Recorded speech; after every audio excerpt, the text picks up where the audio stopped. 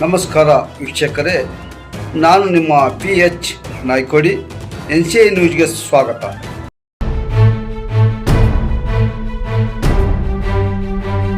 ಆರೋಗ್ಯವಂತ ಸಮಾಜದ ನಿರ್ಮಾಣಕ್ಕೆ ಪ್ಯಾರಾಮೆಡಿಕಲ್ ವೃತ್ತಿಪರ ಕೋರ್ಸ್ ಶಿಕ್ಷಣವು ವರದಾನವಾಗಿದೆ. ಶಾಸಕ HT ಮಂಜು ಅಭಿಮತ.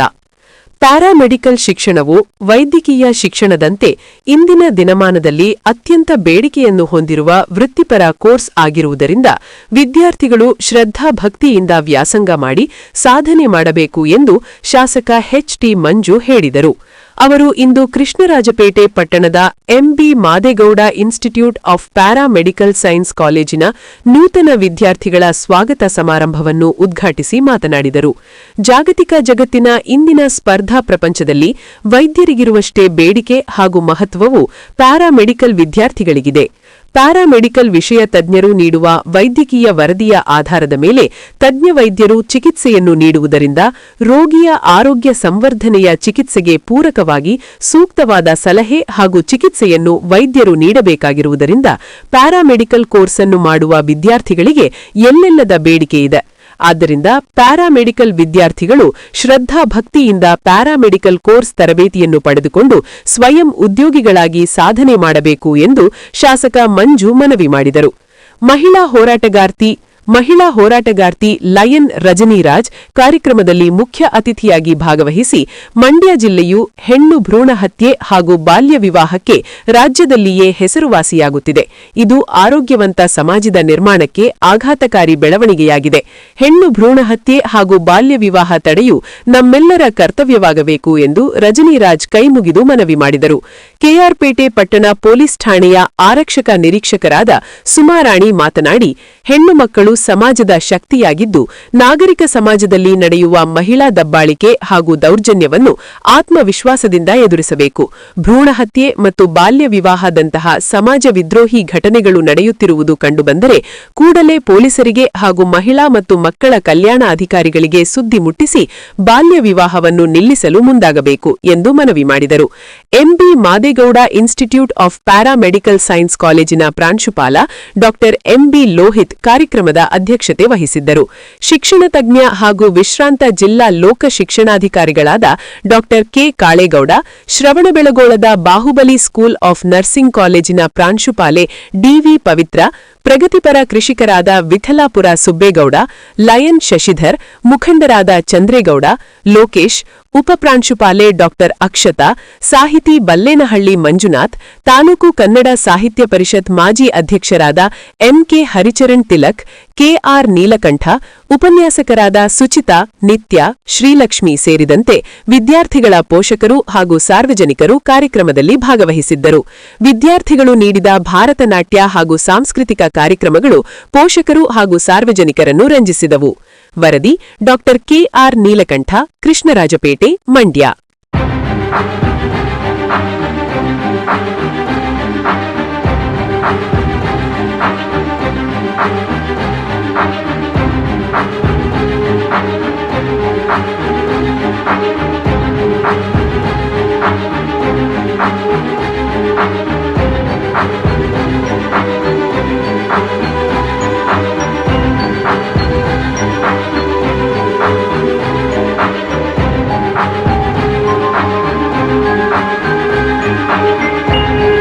ಬೇಜಾರು ಮಾಡ್ಕೋಬೇಡಿ.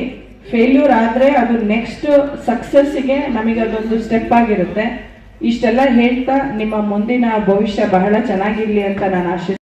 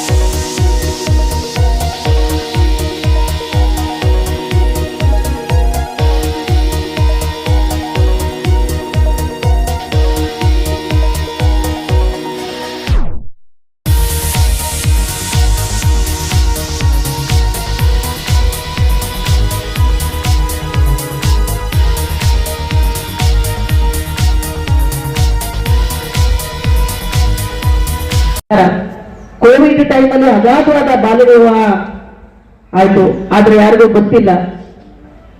ಆದ್ರೆ ಎಚ್ಚೆತ್ತುಕೊಳ್ಳಿ, ಬಾಲ್ಯ ವಿವಾಹ ಮಾಡೋದ್ರಿಂದ ಕಾನೂನಾತ್ಮಕವಾಗಿ ಶಿಕ್ಷೆಗೆ ಗುರಿಯಾಗ್ತದೆ. ಮತ್ತೆ ಆ ಬಾಲ್ಯ ವಿವಾಹ ಏನ್ ಮಾಡಿರ್ತೀರಿ, ಆ ಮಗುವಿಗ ಮುಂದಿನ ದಿನಗಳಲ್ಲಿ ಆ ಹುಡುಗಿ ಗರ್ಭಿಣಿ ಸ್ತ್ರೀ ಆದ್ರೆ ದುಷ್ಪರಿಣಾಮವನ್ನ ಎದುರಿಸಬೇಕಾಗತ್ತೆ, ನೀವು ನೋಡ್ಬೇಕಾಗತ್ತೆ, ಅಂಗವೈಫಲ್ಯದಿಂದ ಬಳಲ್ತಾ ಇರ್ತದೆ. ಇದೆಲ್ಲ ಇರೋದ್ರಿಂದ ಸರ್ಕಾರ ಕಡಿವಾಣ ಹಾಕಿದೆ.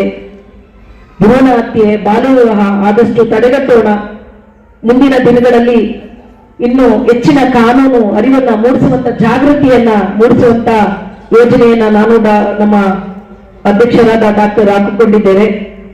ಇದೇ ಕ್ಯಾಂಪಸ್ಸಿನಲ್ಲಿ ಮುಂದಿನ ದಿನಗಳಲ್ಲಿ ನಿಮಗೆ ಕಾನೂನು ಅರಿವು ಮೂಡಿಸುವ ನಿಟ್ಟಿನ ಈ ಕಾಲೇಜು ಶ್ರೀಮನ್ ಮಾದೇಗೌಡರ ಸ್ಮರಣಾರ್ಥವಾಗಿ ಸ್ಥಾಪಿತವಾದ ಸಂಸ್ಥೆ. ಮಾದೇಗೌಡರು ಈ ಸಂಸ್ಥೆಯ ಸ್ಥಾಪಕರು, ಅಧ್ಯಕ್ಷರಾದ ಡಾಕ್ಟರ್ ಲೋಹಿತ್ ಎಂಬಿಯವರ ಚಿಕ್ಕಪ್ಪನವರಾಗಿದ್ದರು. ಅವರ ತಮ್ಮ ಬಾಲ್ಯ ಶಿಕ್ಷಣವನ್ನು ಹೇಮಗಿರಿಯಲ್ಲಿ ಮುಗಿಸಿದರು. ತದನಂತರ PUC ವ್ಯಾಸಂಗವನ್ನು ಮೈಸೂರಿನಲ್ಲಿ ಮರಿಮಲ್ಲಪ್ಪ ಕಾಲೇಜಿನಲ್ಲಿ ಮುಗಿಸಿದರು.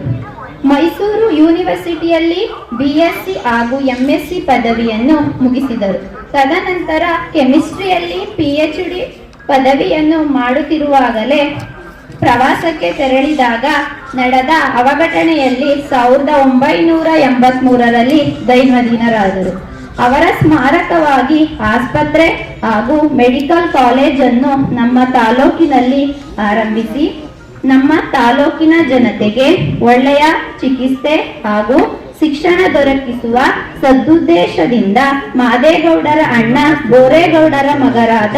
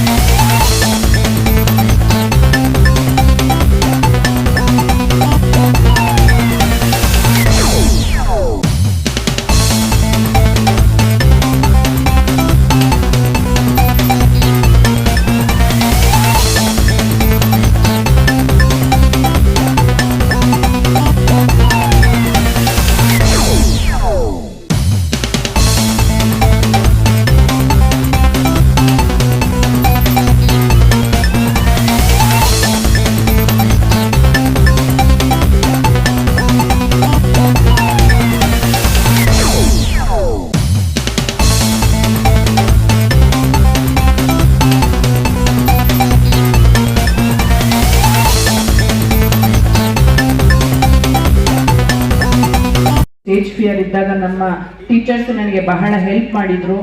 ಯಾವುದೇ ರೀತಿಯಾದಂತಹ ಧೃತಿಗೆಡ ವಿಚಾರಗಳು ಬಂದಾಗ ಟೀಚರ್ಸ್ ಜೊತೆ ಅದನ್ನ ಸಮಾಲೋಚನೆ ಮಾಡಿ ಅದನ್ನ ಬಗೆಹರಿಸ್ಕೊಳ್ಬೇಕು ಅಂತ ತುಂಬಾ ಉಪಯುಕ್ತವಾದಂತಹ ಮಾಹಿತಿಗಳನ್ನ ಹಲವಾರು ಕಡೆ ಶಾಲಾ ಕಾಲೇಜು ಕಾರ್ಯಕ್ರಮದಲ್ಲಿ ನೀಡ್ತಿದ್ದಾರೆ. ಅದೇ ರೀತಿಯಾಗಿ ನಾನು ಈಗಿಂದ ಜನರೇಷನ್ ಯಂಗ್ಸ್ಟರ್ಸ್ಗೆ ಏನ್ ಹೇಳಿಕ್ ಬಯಸ್ತೀನಿ ಅಂತಂದ್ರೆ, ಯಾವುದೇ ವಿಚಾರ ಬಂದ್ರೂ ಕೂಡ ತಾವು ಕುಗ್ಗಬೇಡಿ. ನಿಮ್ಮ ಮನೋಧೈರ್ಯನೇ ಒಂದು ದಿವಸ ನಿಮ್ಮನ್ನ ಮುಂದಕ್ಕೆ ಸೊಸೈಟಿನಲ್ಲಿ ಒಬ್ಬ ಒಳ್ಳೆ ವ್ಯಕ್ತಿಯನ್ನಾಗಿ ಮಾಡುತ್ತೆ. ಸೊಸೈಟಿನಲ್ಲಿ ಪಾಸಿಟಿವ್ ಆಗೂ ಇರುತ್ತಾರೆ ಜನ, ನೆಗೆಟಿವ್ ಆಗೂ ಇರ್ತಾರೆ. ನೆಗೆಟಿವ್ನ ಜಾಸ್ತಿ ನಾವು ಹತ್ರಕ್ಕೆ ಬಿಟ್ಕೋಬಾರ್ದು. ಪಾಸಿಟಿವ್ ಏನು ಥಾಟ್ಸ್ ಇದೆ ಅದನ್ನ ನಮ್ಮ ಲೈಫಲ್ಲಿ ನಾವು ರೂಢಿಗೊಳಿಸ್ಕೊಂಡ್ರೆ ಸಕ್ಸಸ್ ಯಾವತ್ತಿದ್ರೂ ಹಾಗೇ ಆಗುತ್ತೆ. ಸಕ್ಸಸ್ಸು ಇಷ್ಟೇ ಮೆಜರ್ಮೆಂಟ್ ಅಲ್ಲಿ ನಾವು ಅಳತೆ ಮಾಡೋಕ್ಕಾಗೋದಿಲ್ಲ. ಕೆಲವೊಂದ್ಸತಿ ಸಕ್ಸಸ್ಸು ಸ್ವಲ್ಪನೇ ಸಿಗಬಹುದು, ಕೆಲವೊಂದ್ಸತಿ ಸಿಕ್ಕೇ ಸಿಗುತ್ತೆ. ಆದ್ರೆ ಕೆಲವೊಬ್ರು ಅದನ್ನ ಹೇಗೆ ಉಪಯೋಗಿಸ್ಕೋತಾರೆ ಅನ್ನೋದ್ರ ಮೇಲೆ ನಿರ್ಧಾರ ಆಗಿರುತ್ತೆ. ಕೆಲವೊಬ್ರು ಬಹಳ ಕಾನ್ಫಿಡೆನ್ಸ್ ಆಗಿ ಮತ್ತೆ ಬಹಳ ನನಗೆ ಇದು ಕೆಲಸ ಮಾಡಲೇಬೇಕು ಅನ್ನೋಂಥ ಒಂದು ಡಿಟರ್ಮಿನೇಷನ್ಸ್ ಅನ್ನೋದಿರುತ್ತೆ. ಕೆಲವೊಬ್ರು ನನಗೆ ಕಲಿಕಾ ಮನೋಭಾವದಲ್ಲಿ ಸಾಕು ಇಷ್ಟೇ ಅಂತ ಹೇಳ್ತಾರೆ. ಸೊ ಅದನ್ನೆಲ್ಲ ರೂಢಿಗಳಿಸ್ಕೊಂಡು ಈಗಿನ ಕಾಂಪಿಟೇಟಿವ್ ವರ್ಲ್ಡ್ ಅಲ್ಲಿ ಒಂದಲ್ಲದೆ ಇನ್ನೊಂದು ರೀತಿನಲ್ಲಿ ತಾವೆಲ್ಲರೂ ಕೂಡ ಬೆಳವಣಿಗೆನ ಮುಂದುವರಿಸಬೇಕು. ಮತ್ತೆ ನಿಮಗೆ ಆದಂತಹ ಏನು ಕಾನೂನು ಮಾಡಿದೆ ಸರ್ಕಾರ ಅದನ್ನ ಎಲ್ಲರೂ ಕೂಡ ಪಾಲಿಸಬೇಕು. ಎಷ್ಟೋ ಜನ ರೂಲ್ಸ್ ನ ಬ್ರೇಕ್ ಮಾಡ್ತಾ ಇರ್ತೀರಿ. ಸಣ್ಣ ಪುಟ್ಟ ವಿಚಾರ ಆಗಿರ್ಬೋದು, ಫಾರ್ ಎಕ್ಸಾಂಪಲ್ ಟ್ರಾಫಿಕ್ ವೈಲೇಷನ್ ಆಗಿರ್ಬೋದು, ನಮ್ಮ ಸೊಸೈಟಿನ ಕ್ಲೀನ್ ಆಗಿ ಇಟ್ಕೊಳೋದಾಗಿರ್ಬೋದು, ಅಥವಾ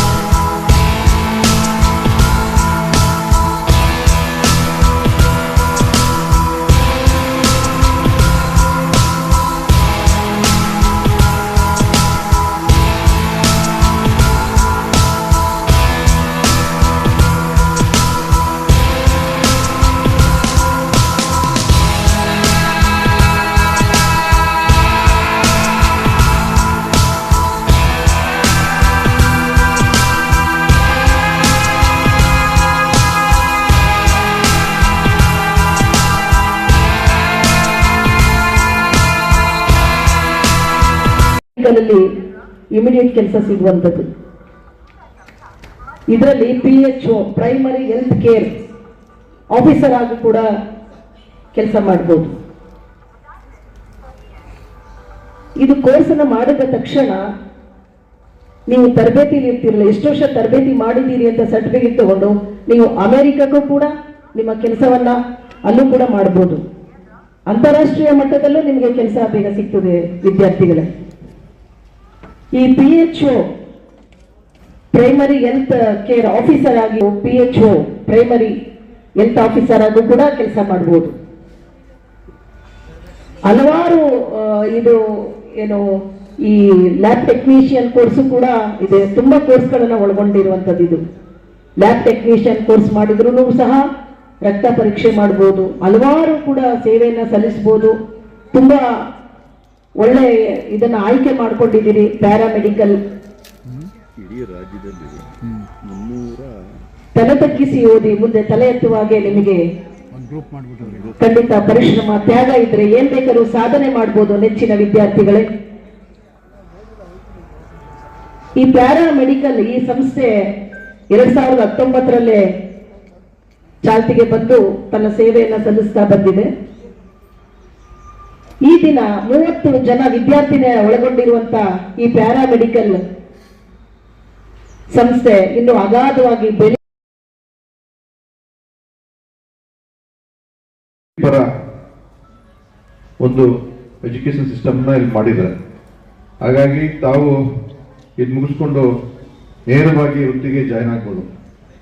ಬೇರೆ ವೃತ್ತಿಗೂ ತಮಗೂ ತುಂಬಾ ವ್ಯತ್ಯಾಸ ಇರುತ್ತೆ. ಬೇರೆ ವಿದ್ಯಾಭ್ಯಾಸಕ್ಕೂ ತಮ್ಮ ವಿದ್ಯಾಭ್ಯಾಸದ ಮಾದರಿಗೂ ವ್ಯತ್ಯಾಸ ಇರುತ್ತೆ. ಏನು ನೀವು ಪದವಿ ಮಾಡ್ತೀವಿ, ಪದವಿನ ಜ್ಞಾನಕ್ಕೋಸ್ಕರಲೂ ಮಾಡ್ಬೋದು, ಉದ್ಯೋಗಕ್ಕೋಸ್ಕರಲೂ ಮಾಡ್ಬೋದು. ಬಹುತೇಕ ಪ್ಯಾರಾಮೆಡಿಕಲ್ ಕಾಲೇಜಲ್ಲಿ ತಾವೆಲ್ಲರೂ ಸಹ ಉದ್ಯೋಗ ದೃಷ್ಟಿಯಿಂದಲೇ ಮಾಡಿದಿರಿ. ಇದೊಂದು ಜಾಬ್ ಓರಿಯೆಂಟೆಡ್ ಕೋರ್ಸ್ ಆದ್ರಿಂದ ನೆಕ್ಸ್ಟು ಜಾಬ್ಗೆ ತಾವೆಲ್ಲರೂ ಸಹ ತುಂಬ ಉತ್ಸಾಹದಿಂದ ಜಾಬ್ ಮಾಡಲಿಕ್ಕೆ ಹೋಗ್ತೀವಿ. ಆದರೆ ಬೇರೆ ಒಂದು ವೃತ್ತಿನಲ್ಲಿ ಸಣ್ಣ ಪುಟ್ಟ ವ್ಯತ್ಯಾಸಗಳು ಆದರೂ ಸಹ ಆಗುತ್ತೆ. ನೀವು ಕಡ್ಡಾಯವಾಗಿ ನೀವೆಲ್ಲರೂ ಸಹ ತಮ್ಗೇನು ಸಿಲೆಬಸ್ಸಲ್ಲಿ ಪ್ರಾಕ್ಟಿಕಲ್ ಆಗಿ ಏನಿರುತ್ತೆ ಕಡ್ಡಾಯವಾಗಿ ಅಭ್ಯಾಸ ಮಾಡಲೇಬೇಕು. ಒಂದು ವೇಳೆ ಸಣ್ಣ ಪುಟ್ಟ ವ್ಯತ್ಯಾಸ ಆದರೆ ತಮಗೆ ಇವಾಗೆಲ್ಲ ಗೊತ್ತಿದೆ, BP, ಶುಗರು ಅವು ಇವೆಲ್ಲ ಬಂದಂಥ ಸಂದರ್ಭದಲ್ಲಿ ರಾಂಗ್ ರಿಪೋರ್ಟ್ ಹೋಯ್ತು ಅಂತಂದರೆ ಆ ಪೇಷಂಟು ಸಹ ಡಿಪ್ರೆಷನ್ಗೆ ಹೋಗ್ತಾರೆ. 3-4 ಕಡೆ ಸೆಕೆಂಡ್ ಒಪಿನಿಯನ್, ಥರ್ಡ್ ಒಪಿನಿಯನ್ ಹೋಗ್ತಾರೆ. ಹಂಗಾಗಿ ನೀವು ಹಿಂಗೆ ಮಾಡ್ಲಿಕ್ಕೆ ಚಾನ್ಸೇ ಇಲ್ಲ. ತಾವೆಲ್ಲರೂ ಸಹ ಬಂದಂಥ ದಾಖಲಾದಂಥ ವಿದ್ಯಾರ್ಥಿಗಳು ಏನು ತಮ್ಮ ಶಿಕ್ಷಕರು, ಗುರುಗಳು, ಪ್ರಾಂಶುಪಾಲರು, ಶಿಕ್ಷಣ ಸಂಸ್ಥೆ ತಮಗೆ ಪೂರ್ಣ ಪ್ರಮಾಣದ ಶಿಕ್ಷಣವನ್ನು ಕೊಡುತ್ತೆ. ಕಡ್ಡಾಯವಾಗಿ ನೀವು ಆ ಶಿಕ್ಷಣವನ್ನು ಪ್ರಾಕ್ಟಿಕಲ್ ಆಗಿ, ಥಿಯರಿಟಿಕಲ್ ಆಗಿ ಅಭ್ಯಾಸ ಮಾಡಲೇಬೇಕು. ಅದಕ್ಕೆ ಬಹುತೇಕ ಇಲ್ಲಿ ಬಂದಿರುವಂಥವ್ರು ನಮ್ಮ ಅಕ್ಕಪಕ್ಕದ ತಾಲೂಕಿನ ವಿದ್ಯಾರ್ಥಿಗಳು ಸ್ವಲ್ಪ ಇದ್ರೂ ಸಹ ನಮ್ಮ ತಾಲೂಕಿನಲ್ಲಿ ಜಾಸ್ತಿ ಜನ ಇರ್ತೀರಿ. ನೀವು ಹೊಸದಾಗಿ ದಾಖಲಾಗಿದ್ದೀರಿ. ನಿಮ್ಮ ಸಂಪೂರ್ಣ ವಿದ್ಯಾಭ್ಯಾಸವನ್ನು ಯಶಸ್ವಿಯಾಗಿ ಮುಗಿಸಿ ಹೊರಗಡೆ ಬನ್ನಿ. ತಮಗೆಲ್ಲರೂ ಸಹ ಮುಂದಿನ ಭವಿಷ್ಯದಲ್ಲಿ ಉದ್ಯೋಗದ ಅವಕಾಶಗಳು ಜಾಸ್ತಿ ಆಗುತ್ತೆ. ಯಾಕೆಂದರೆ ಈ ಫೀಲ್ಡ್ ಬಿಟ್ಟರೆ ಬೇರೆ ಯಾವ ಫೀಲ್ಡಲ್ಲೂ ಸಹ ಅಷ್ಟೊಂದು ಉದ್ಯೋಗದ ಅವಕಾಶಗಳು ಸಿಗಲ್ಲ.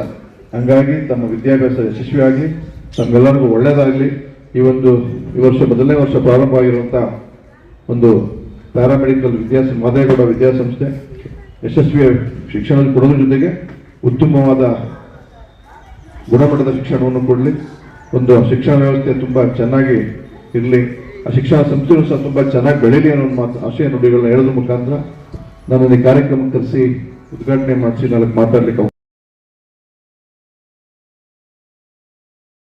ವೈದ್ಯರು ಸಹ ಹಾಗೇನೆ ನಮ್ಮ ನೆಚ್ಚಿನ ಗುರುಗಳು ಅವರು ಒಂದು ವಿದ್ಯಾಸಂಸ್ಥೆಯ ಮುನ್ನಡೆಸ್ತಾ ಇರುವಂತ ಕಳೆಗಳು ಇದ್ದಾರೆ. ನಾನು ಅವರ PUC ಅವರ ವಿದ್ಯಾರ್ಥಿ. ಹಾಗೇನೆ ನಮ್ಮ ಕೇಳ್ಪೇಟೆ ಟೌನ್ನ ಉತ್ತಮ ನಿರೀಕ್ಷಕಿಯಾದಂತ ಸುಮಾರು ಮೇಡಮ್ ಇದ್ದಾರೆ. ಹಾಗೇನೆ ಸಂಸ್ಥೆಯ ಪ್ರಾಂಶುಪಾಲ ಅಂತ ಅಕ್ಷತಾ ಮೇಡಮ್ ಇದ್ದಾರೆ. ಹಾಗೇನೆ ಬಾಹುಬಲಿ ಸ್ಕೂಲ್ ಆಫ್ ನರ್ಸಿಂಗ್ ನ ಪ್ರಾಂಶುಪಾಲ ಅಂತ ಪವಿತ್ರ ಮೇಡಮ್ ಇದ್ದಾರೆ.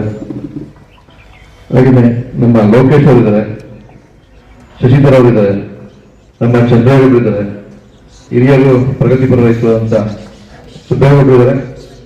ಹಾಗೇನೆ ಸಂಸ್ಥೆಯ ಸಂಸ್ಥಾಪಕ ಅಧ್ಯಕ್ಷರಾದಂತ ಬೋರೇಗೌಡರು, ಡಾಕ್ಟರ್ ಅವರ ತಂದೆಯವರಂತ ಬೋರೇಗೌಡರು ಇದ್ದಾರೆ. ಬಂಧುಗಳೇ, ಹಾಗೇನೆ ನಮ್ಮ ತಾಲೂಕಿನ ಬದ್ಧತೆಯ ಪತ್ರಕರ್ತರಂತ ಮಂಜಣ್ಣವರು, ಹರಿಚರಣವರು, ತಿಳ್ಕೊಂಡವರು ಇದ್ದಾರೆ. ನಮ್ಮ ಕಲೀಲವರೆಲ್ಲ ಬಿಡಿ ಮೇಡಮ್ ಹೆಸರು. ಹಾಗೇನೆ ವಿದ್ಯಾರ್ಥಿ ಬಂಧುಗಳ ಎಲ್ಲ ಶಿಕ್ಷಕೇತರ ಸಿಬ್ಬಂದಿಯವರು ಸ್ವಾಭಾವಿಕವಾಗಿ ಯಾವುದೇ ಒಂದು ವಿದ್ಯಾಸಂಸ್ಥೆನಲ್ಲಿ ವಿದ್ಯಾಸಂಸ್ಥೆಗೆ ದಾಖಲಾದ ಸಂದರ್ಭದಲ್ಲಿ ತಮಗೆ ಸ್ವಾಗತ ಕೋರೋದು, ತಾವು ಶೈಕ್ಷಣಿಕ ವ್ಯವಸ್ಥೆಯನ್ನ ಮುಗಿಸ್ಕೊಂಡು ಹೊರಗಡೆ ಹೋಗುವ ಸಂದರ್ಭದಲ್ಲಿ ಬೀಳ್ಕೊಡುಗೆ ಸಮಾರಂಭ ಮಾಡೋದು ವಾಡಿಕೆ ಆಗಿದೆ. ಅದರಂತೆ ವಿದ್ಯಾರ್ಥಿಗಳಿಗೆಲ್ಲರಿಗೂ ಸಹ ಈ ವರ್ಷ ಸ್ವಾಗತ ಮಾಡ್ತಾ ಇದ್ದಾರೆ. ಯಾಕೆಂದ್ರೆ ಅವ್ರು ಹೇಳಿದ ಹಾಗೆ 2019ನೇ ವಿದ್ಯಾಸಂಸ್ಥೆ ಪ್ರಾರಂಭ ಆದರೂ ಸಹ ತಾಂತ್ರಿಕ ಕಾರಣಗಳಿಂದ ಇವತ್ತು ಕಾಲೇಜಿನ ಹೊಸದಾಗಿ ಪರ್ಮಿಷನ್ ತಗೊಂಡು ಮರುನಾಮಕ ಮಾಡಿ ನಮ್ಮ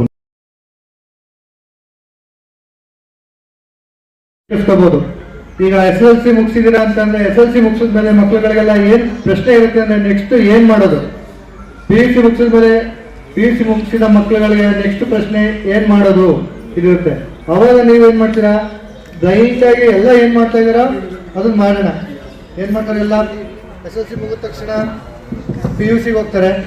PUC ನಲ್ಲಿ ಲೈಕ್ ITI ಅಥವಾ ಈ ತರ ಡಿಪ್ಲೊಮಾ ಲ್ಯಾಬೊರೇಟರಿ ಟೆಕ್ನಿಷಿಯನ್ಸ್ ಅಥವಾ ಡಿಪ್ಲೊಮಾ ಇನ್ ಎಕ್ಸೈಲ್ ಟೆಕ್ನಿಷಿಯನ್ ಅಥವಾ ಡಿಪ್ಲೊಮಾ ಇನ್ ಓಡಿ ಟೆಕ್ನಿಷಿಯನ್ಸ್ ಕೋರ್ಸ್ಗಳಿಗೆ ಹೋಗ್ಬೇಕು ಅಂತ ಹೇಳಿ ಬಂದಿರೋ ಮಕ್ಕಳುಗಳೇ ಸುಮಾರು ಇದ್ದೀರಾ. ಇಲ್ಲಿ ಸೆಕೆಂಡ್ ಇಯರ್ 2 years ಅಲ್ಲಿಗೆ ವೇಸ್ಟ್ ಆಯ್ತಾ. ನೀವು SSLC ಮುಗಿಸೋದ್ ಬೇರೆ. ನಾನು ಕೇಳೋದು ಏನಂದ್ರೆ ನಿಮ್ಗೆ SSLC ಮುಗಿಸೋಷ್ಟೊಳಗಡೆ ನೀವು ಒಂದು ಡಿಸಿಷನ್ ಬಂದಿರಬೇಕು. ಏನು ಮಾಡಿದ್ರೆ ನಾನು ಮುಂದೆ ಸೆಟಲ್ ಆಗ್ಬೋದು, ಎಷ್ಟು ದಿವಸ ನಾನು 3 ವರ್ಷ ಓದ್ಬೇಕಾ, 5 ವರ್ಷ ಓದ್ಬೇಕಾ, ಇಲ್ಲ 8 ವರ್ಷ ಓದ್ಬೋದಾ ಅನ್ನೋದು ನೀವು ಆ ಟೈಮಲ್ಲಿ ನೀವು ಡಿಸಿಷನ್ ಮಾಡಿದ್ರೆ ನಿಮ್ಗೆ ಮುಂದೆ ಹೋಗೋದಕ್ಕೆ ಉತ್ತಮ ಆಗುತ್ತೆ. ಇದರಲ್ಲಿ ಈಗ 3 ಕೋರ್ಸ್ಗಳಿದ್ದಾವೆ. 3 ಕೋರ್ಸ್ಗಳಲ್ಲಿ ಕೆಲವೊಬ್ಬರಿಗೆ ಏನು ಇಚ್ಛೆ ಇರುತ್ತೋ, ಏನು ಕೆಲಸ ಮಾಡೋದ್ರಲ್ಲಿ ಇಚ್ಛೆ ಇರುತ್ತೋ ಅದನ್ನ ನೋಡಿ ನೀವು ಬಂದು ನಮ್ಮ ಹತ್ರ ಅಡ್ಮಿಷನ್ಸ್ಗೆ ಇರ್ಬೇಕಾದ್ರೆ ಹೇಳಿದ್ರೆ ನಾವು ಅದ್ರ ಪ್ರಕಾರ ನೀವು ಈ ಕೋರ್ಸ್ ತಗೊಂಡ್ರೆ ನಿಮ್ಗೆ ಉಪಯೋಗ ಆಗುತ್ತೆ, ಇದು ನಿಮ್ಗೆ ಸೂಟ್ ಆಗುತ್ತೆ ಅಂತ ಹೇಳ್ಬೋದು. ಯಾಕಂದ್ರೆ ಇದರಲ್ಲಿ ಕೆಲಸ ಮಾಡೋದು ತುಂಬಾ ಕಷ್ಟನೇ ಇರುತ್ತೆ. ಅಷ್ಟು ಈಸಿಯಾಗಿ ನೀವು ಅಡ್ಡಾಡ್ಕೊಂಡು ಓಡಾಡ್ಕೊಂಡು ಬೇರೆ ತರ ಕೆಲಸ ಮಾಡ್ತಿರಲ್ಲ, ಆ ತರ ಮಾಡಕ್ ಆಗಲ್ಲ. ಇದ್ರಲ್ಲಿ ಬಹಳ ಶಿಸ್ತುಬದ್ಧವಾಗಿರ್ಬೇಕು, ಕ್ರಮಬದ್ಧವಾಗಿ ಮಾಡಬೇಕು, ರಿಪೋರ್ಟ್ಸ್ ಅಲ್ಲಿ ನೀವು ಎರರ್ ಮಾಡಬಾರ್ದು. ನೀವು ಪ್ರತಿಯೊಂದು ದಿನ ಕಲಿತಾ ಹೋಗ್ಬೇಕು. ಹಾಗೆ ಈಗ ಯಾರೋ ಹೋಗ್ಬಿಡ್ತೀರಾ, ಸಖತ್ ನಮ್ಗೆ ಜಾಸ್ತಿ ಹೊತ್ತು ನಿಂತ್ಕೊಳ್ಳೋಕ್ಕಾಗಲ್ಲ, ಜಾಸ್ತಿ ಹೊತ್ತು ಚಳಿ ಇರಕ್ಕಾಗಲ್ಲ ಏಸಿನಲ್ಲಿ, ಆ ತರದವ್ರು ಬಂದು ನೀವು ಓಟಿ ಟೆಕ್ನಿಷಿಯನ್ ಕೋರ್ಸ್ ತಗೊಂಡ್ರೆ ನೀವು ಅದನ್ನ ಕಂಟಿನ್ಯೂ ಮಾಡೋಕ್ಕಾಗಲ್ಲ. ಹಾಗಾಗಿ ನೀವು ನಿಮಗೆ ನಿಮ್ಮ ದೈಹಿಕ ಶಕ್ತಿಗೆ ಏನು ಯೋಗ್ಯ ಅನ್ಸುತ್ತೋ ಅದನ್ನ ಡಿಸಿಷನ್ ಮಾಡ್ಬೇಕಾಗುತ್ತೆ. ಯಾಕಂದ್ರೆ ಓಟಿ ಟೆಕ್ನಿಷಿಯನ್ ಕೋರ್ಸ್ ಅಲ್ಲಿ ನೀವು 3 ಗಂಟೆ 4 ಗಂಟೆ 5 ಗಂಟೆ ಕೋಲ್ಡ್ ಎನ್ವೈರನ್ಮೆಂಟ್ ಅಲ್ಲಿ 18 ಡಿಗ್ರಿ 17 ಡಿಗ್ರಿ ನಿಂತ್ಕೋಬೇಕಾಗುತ್ತೆ. ಅದು